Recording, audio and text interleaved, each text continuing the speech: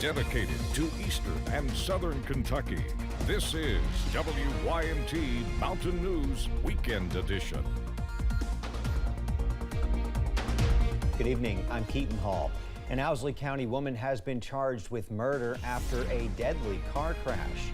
Police say 26-year-old Mika McKinney was traveling west on Kentucky 30 when she hit 33-year-old Ethan Bolin. Bolin was walking on the shoulder of the roadway. The Owsley County coroner pronounced him dead at the scene. Police arrested McKinney for murder. She was also arrested for driving under the influence and other traffic violations. McKinney's being lodged at the Three Forks Regional Jail in Lee County. 2 people were arrested following a drug investigation in Estill County. Officials reportedly searched a home on Blackburn Road late Wednesday and early Thursday. While police were searching the home, officials pulled a car over at another location on Blackburn Road. Police reportedly found 4 grams of fentanyl, 45 grams of meth, and more than $1,300 in cash. Elizabeth Harrison, Cornelius Angel Vargas were arrested and charged with drug trafficking, drug possession, and tampering with evidence. A man was arrested in Wayne County Saturday after police say he was driving under the influence and then ran from police. Officials with the Monticello Police Department say 45-year-old William Brown was charged with DUI, resisting arrest, and fleeing police on foot. Saturday evening, an officer reportedly pulled Brown over on Kentucky 90 East around 10:30 p.m. The officer said the car was traveling suspiciously slow. Police confirmed Brown failed different field sobriety tests. He was taken to the Wayne County Detention Center.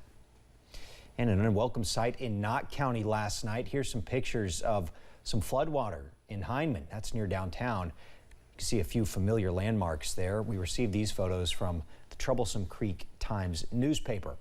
Areas like Brinkley and Big Branch saw creeks come up out of their banks after rain fell pretty heavy yesterday afternoon. Faith-based nonprofit Volunteers of America is looking to expand their addiction recovery centers in one eastern Kentucky county. WYMT's Chandler Wilcox details how they've seen success in their program and what expansion can do. The Manchester Freedom House has served as a recovery community for Clay Countyans. With a focus on women and children, more than 350 women have been served there, and more than 20 babies have been delivered at the site. We see firsthand the transformational change that occurs not just for individuals, but for an entire family's trajectory when we're able to provide these evidence-based professional services to them. With those services, they want to prepare people to get back out in society. There's such a stigma against it that especially females, they don't know that they can, seek out help, especially like if they have kids. So that's what the Freedom House does, is it gives, women and their children a chance to get back into the community, in a better state.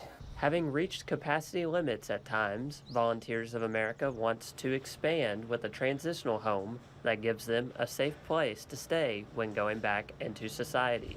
We're a 90-day program, so the women and their children, they have a safe place to be, but then unfortunately, whenever they get done with here, there's, very few like transitional living houses that take moms and their kids. So they're just kind of thrust back into the same situation that they were in a lot of times. CEO Jennifer Hancock says they're actively fundraising to accomplish their goal and will take any donations they can get. In Clay County, Chandler Wilcox, WYMT Mountain News. Recovery technician Ricky Walden also says there is not a specific timetable for how long you could live in a transitional home. That would depend on the situation.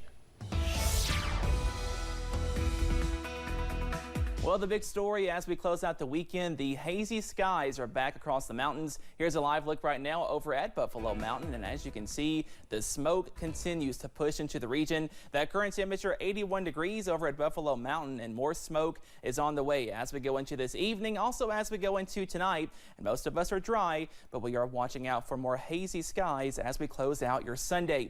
Up on the radar, most of us are dry, like I said. We are tracking a little spotty shower not too far away from Buchanan Buchanan County in Virginia, really into West Virginia at this hour. But for most of us, we are dry as we close out the weekend. Those temperatures are mild in the middle to lower 80s, 81 for Jackson, 84 in Somerset, sitting at 83 over in London at this hour. If you have any plans to go out to dinner or maybe celebrate National Ice Cream Day on Sunday, the weather not too bad. Middle to lower 80s. We stay dry and hazy as we go into this evening, but some changes are on the way as more showers and storms are possible on Monday. All those details coming up in just a few minutes. Keaton? All right, we're getting some ice cream after this, Cameron. I'll bring you some, don't worry. You're paying. I'll pay. It's National Ice Cream Day. I'll probably get a free one somewhere. All right, over the weekend there was a Sasquatch research tour and search that brought in people from as far as Arizona. WYMT's RJ Johnson has more on why events like this are good for tourism for an area that doesn't see a ton. Buffalo Camp and Ride is a family-owned campsite offering several trails for RVs, ATVs, and four-wheelers. With many activities going on, the Mountain Man Sasquatch research tour and search brought dozens of people out to participate. For some folks, they want to get educated a little bit more about Sasquatch, and we do that. So I showed up here on Friday. So we came in the first night. We had an incredible ride here. James Thomason, also known as Mountain Man, says it was a great experience meeting new people and educating them on his findings.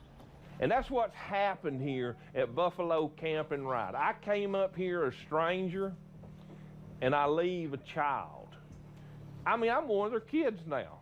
I'm gonna be up here on a regular basis.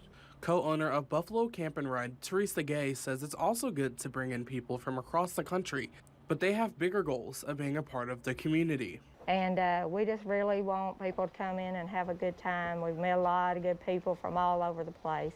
But then maybe 30 minutes down the road, they've never heard of us.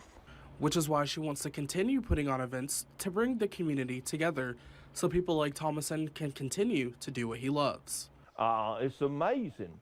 And so we take those two things and we tie them together, and we put a smile on your face for 8 straight hours. That's the whole goal in what we do. In Perry County, RJ Johnson, WYMT Mountain News. Gay says the campground is always open as they're continuing to expand the services they have to offer. Well, with the upcoming legalization of medical marijuana throughout the Bluegrass, a Kentucky cannabis shop is working to remove some of the stigma surrounding the complex plant. One Love Hemp Dispensary is based out of Louisville, but it's expanding to Bowling Green. While the medical marijuana program does not go into effect until 2025, they hope their shop will bridge the gap of education on the benefits of medical cannabis. The medical cannabis program is coming, and each county will have the ability to opt out of that program if they choose. So we felt like opening the store here in this area was really going to help bring a lot of education to people about cannabis and, you know, break some of the stigma about it that people sometimes have fears about it coming to their community. One Love plans to host a soft opening on August 1st, followed by a grand opening sometime in the following weeks. Bluegrass Green Source hosted their 3rd annual River Fest Sunday morning at the Kentucky River, right outside of Proud Mary's Barbecue in Lexington. Families had the chance to enjoy free canoes, kayaking, and paddleboarding while also learning about the Kentucky waterways and sustainability. Bluegrass Green Source intern Lucy Swinson says although this is a day of fun, it means more to her. It's awesome to get to share my own passion for the environment and for education with this community, help share a little bit about sustainability and how wonderful it is for people to get engaged with nature.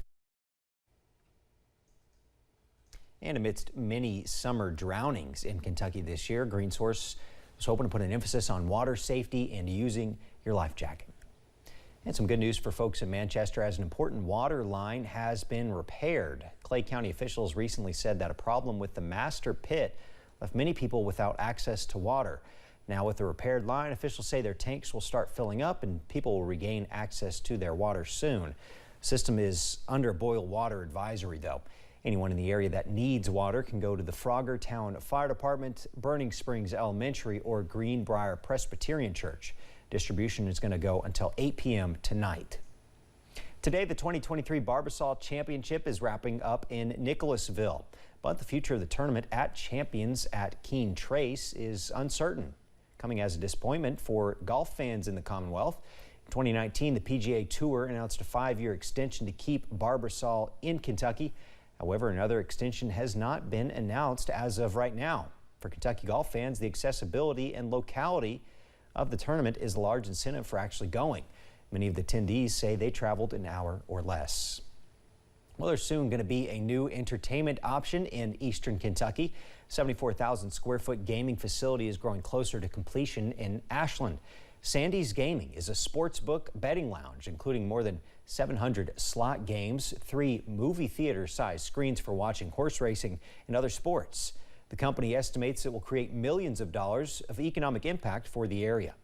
We're making up to a $75 million commitment, and that's really putting a flag in the ground in Boyd County. We anticipate attracting over 1,000 people a day from a 50 to 100 mile radius. They hope to have a ribbon cutting in October with an official opening date shortly after that. Coming up at 6, heavy rain in parts of eastern Pennsylvania turns deadly as extreme weather continues around the nation. Plus, we are watching out for showers and storms to return on Monday. All those details coming up next.